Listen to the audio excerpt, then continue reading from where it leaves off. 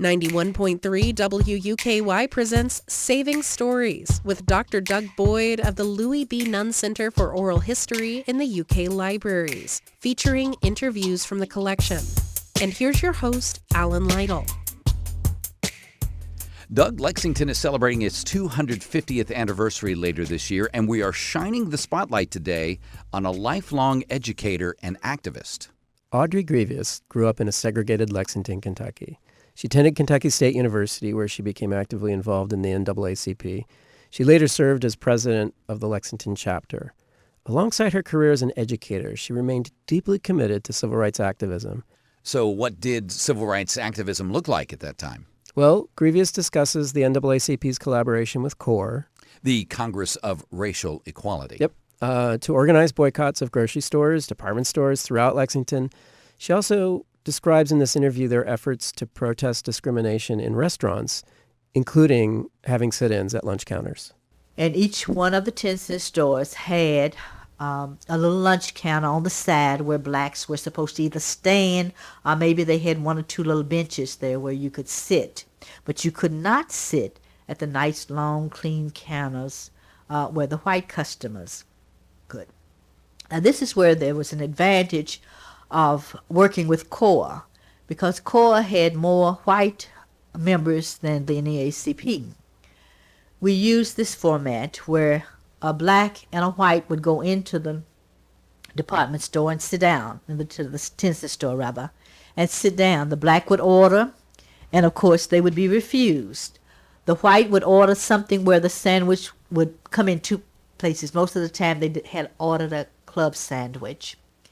And they would share their sandwich with their black partner right next to them. This blew the manager's mad. He went stark raving mad the first Saturday this was done.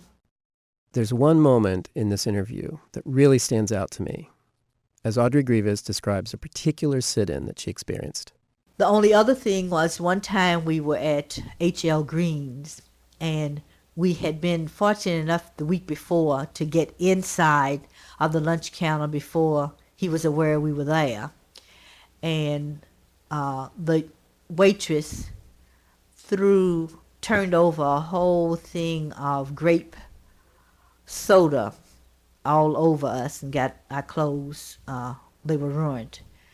The next week when we got there, he had put a chain around the front entrance of the lunch counter, and he sat on a stool, and he would open the chain and let the white customers go in. But of course, when we got ready to go in, the chain was closed, and we were standing there, and it was my turn to be in front of the line, and he had the chain, and he took the chain and he just kept swinging it and hitting me on the leg.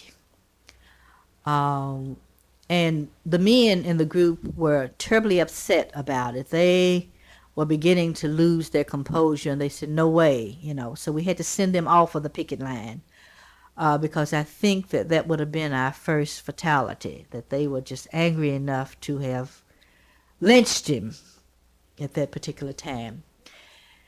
My legs were getting sore, and I was getting angry, and I stood there and looked at him and sang Yield Not to Temptation for 3 hours. I did not know that I knew every verse of Yield Not to Temptation, and some I made up. The only thing about it, I was not aware of the damage that was being done to the nerve of my leg, and for about 3 years after that, I did have to wear ace bandages on my legs to control the pain as a result of the chain hitting it so long. But we were able to get them to open up the lunch counter.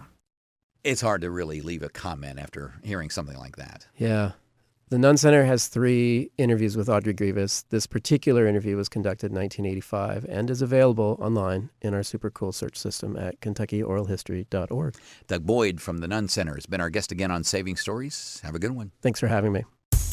Saving Stories is a collaboration between the Louis B. Nunn Center for Oral History in the UK Libraries and 91.3 WUKY. There's more episodes and show links on the podcast page at WUKY.org.